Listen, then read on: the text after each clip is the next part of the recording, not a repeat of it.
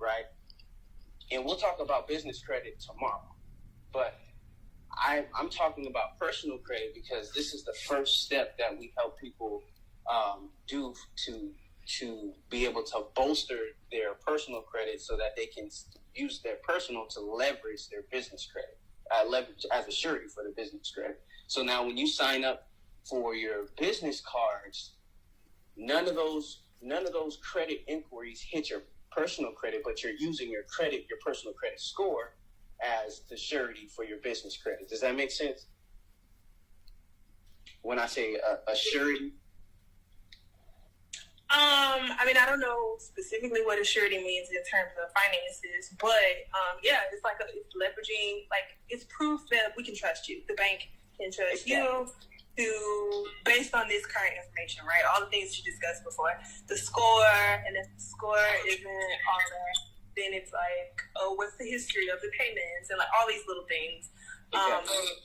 That is the determining factor that says I can trust you 5% or I can trust you 90%, which based on the level of trust is going to be whether they say, yes, I will loan you this money, or no, I'm not loaning you a doggone thing.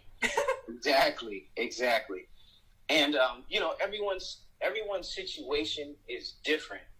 So when you buy trade lines, you want to buy them. I mean, so we're looking at the list right now. If you're taking a look at the list, say I'm trying to buy a house and I apply for a mortgage line of credit and I get a denial letter because they say, well, you don't have enough. What's the biggest thing? You don't have enough established time of credit history, right? Well, what if I don't need this $11,000 trade line that was just open in June 2019? I need time. I need to buy time. This is really the only way that you can really buy time in this life. But so say I needed what was August 2004? How many years ago was that? Let's see. How many years ago was that? 2004 to what minus? So say I need 18 years, or at least 18 years of time or credit history on my credit report. I could go to this trade line that we have here. If you press the sort and click the header to sort over date open, if you're taking a look at the trade line page, to the top will pop up a Bank of America trade line for $33,100 that was opened 18 years ago, 2004, for $1,237.50. So essentially, for $1,200, you are buying 18 years of perfect payment history on a $33,100 trade line. Imagine what that can do for your credit. You just bought 18 years of perfect payment history. So now when you go back to that mortgage company, it's going to show that you have 18 years of personal credit history. And don't think that you're going to go back and somebody's going to say, oh, no, you bought a trade line. No, it doesn't work like that. It does not work like that. All these calculations are controlled by machines and computers. So as long as you have what's supposed to be on your credit report, as far as, like, for example, if they say you don't have enough credit history, then you go get credit history. They don't care how it got on your credit report, as long as it's there.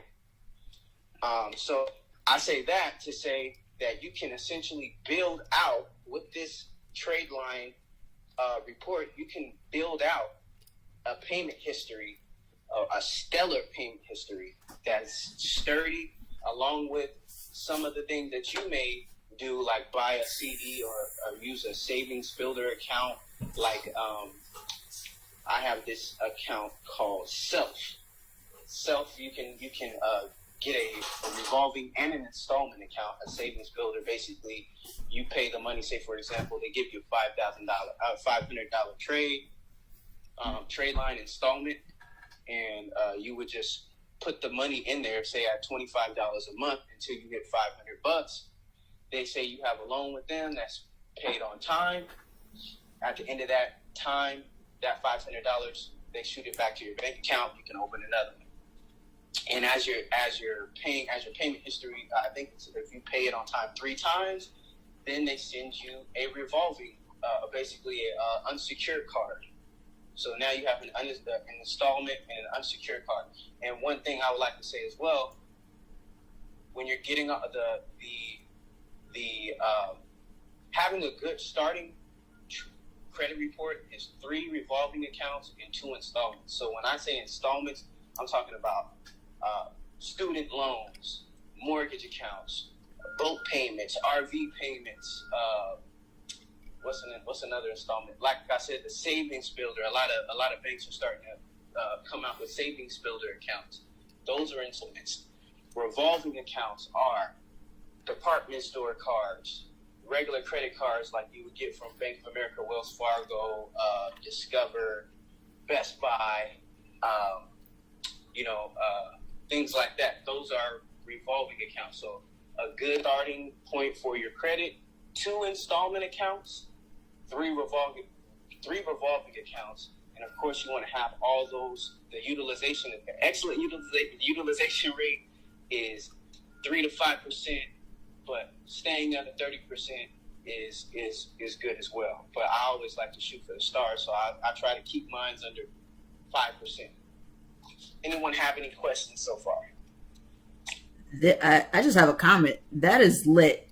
You guys, I tell Alaric all the time, I'm like, I'm a little slow. I don't know I don't understand it, but I know that this is what we need. And so thank you. When you said it's like authorization user, I was like, oh, okay, yeah. You're in the matrix for me, Imani.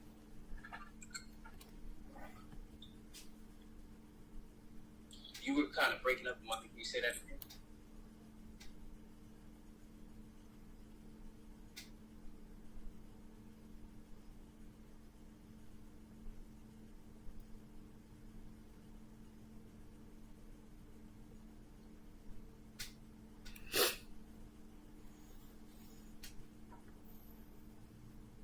For me, Imani, I popped out and popped back in to make sure it wasn't me, but yeah, you're still in the matrix for me. Alaric. Oh my gosh, your name is Alaric? Oh my god, okay. Sorry, I'm freaking out. So, one of my favorite shows ever. Yes! Oh my gosh, Dream! Hey, yo, I got you. Still be there. Yes! I mean, you there. I am here for all the fantasy shows. Okay, like any vampire, like True Blood, like I'm just, okay, I'm gonna just let me eat the mic. You're okay. Me, you need to link up on some CW stuff. Yeah, CW been clowning since I was born. Like CW, man, people be sleeping on CW. Okay, it's his PTR for me though. Oh man, he just changed it from the Dave Chappelle. Hey yo, Vince. Oh my gosh. Okay, I'm sorry. Back to Tradelines and Dream. My apologies, but no, I was saying, Alaric, you're the bomb for showing and taking the time to educate us on this, because I'm slow with this, but understanding, authorized credit user, that was like, hold on a second. Okay, I want to maximize and all that. And you guys, Alaric is fixing my credit so that I can actually go ahead and level up within the brand and then qualify for government contracting. So thank you so much. Heck yes. Yeah, this all is making more sense to me too, Imani, with the whole, I forgot what the wording was, but authorized user. Yeah, that it makes more sense to me now. But so I'm trying to figure out how to ask my final question. No clown questions. So if somebody were to go through you and pay for the trade line, and then their credit gets boosted, and then they go and apply for whatever, let's say a home loan or whatever,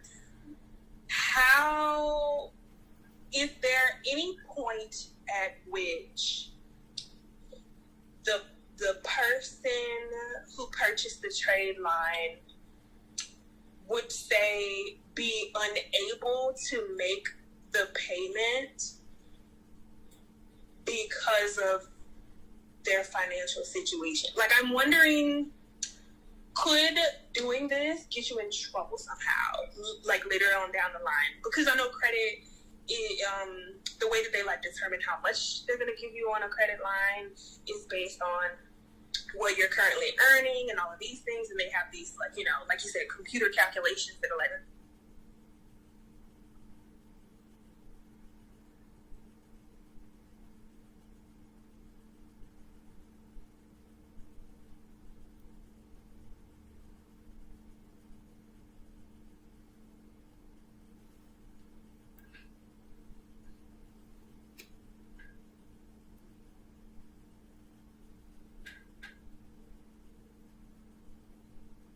they're actually not financially stable, you know? So yes, Khadijah, that is actually the only way that you can really get yourself in trouble is by not having a plan once you purchase the trades, because those credit cards they're coming hot and heavy, and once credit card companies are like sharks. Once they see that you have a good credit score, they'll start sending you offers left and right. And it's up to you as the consumer to figure out, I mean, you know, with great power comes great responsibility. And so it's on you as the consumer to say, okay, this is what I'm doing this for. I want to buy a house. I want to start a business. Here's my business plan. Here's my 3-year economic plan, you know, as far as how I'm going to pay for my house, all that. You know, you want to have all that prepared before you even go and step out and start buying trade lines. Because trust me, once you buy the trade and you start applying for, you know, American Express and Barclays cards and things like that, and you get them, Apple cards and all that, it's going to be very tempting to go and celebrate, pseudo celebrate. But that would be the only way that I can see that people have gotten themselves in financial trouble, is if they're not, like you said, financially stable as far as when it comes to having a financial plan. That's why there's other parts to this program as far as, okay, now we got your credit up over 750, because we don't like to say, 700 is cool, but 750 is when you actually start really getting the response that you want, as far as no one is going to say no. It's not about yes or no, it's about how much. And to your other point, you are not, the only calculations that credit bureaus do, there's no hidden calculations. That's why I went over credit utilization rate, your credit to debt ratio. These are the things that the lenders are going to be looking at. These are the only things that they look at. Your credit utilization rate, your credit to debt ratio, and your actual credit score, and of course your payment history. So if you have the power to control those things, you have the power to control the perception of the lender, and perception is reality. So you actually have your own, you can create your own reality when it comes to your credit report, and in turn that will translate to real life, and then you're financing your business. So then you would move to the next step, which would be business trade lines. And that, with the business trade line, you can start, your first card can be $20,000. So you just want to make sure that you have the right head on your shoulders as far as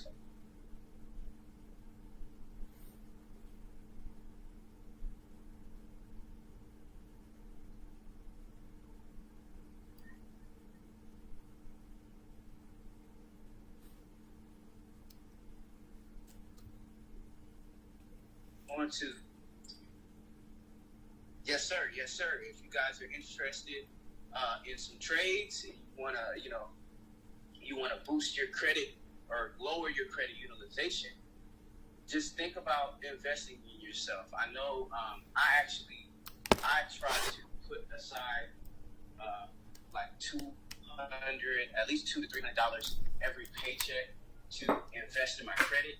I know it hurts. I know I'm not going to be able to go out and get a fat sirloin steak every Friday, but I look at that steak as I'm eating my financial future. You know what I'm saying? That's how I look at it now. Every time I go out and spend something on leisure and not invest in myself. Not saying, it's good to pay yourself and go out and enjoy yourself sometimes, but if you have a goal in mind, if you're an entrepreneur, think about investing in your personal credit. Think about doing it all the time for the rest of your life, because really, you will become your own bank. Once you hit over 800, that's what they call credit royalty. And it's not, what am I trying to say? Contrary to popular belief, it's not hard to get up over an 800 credit score.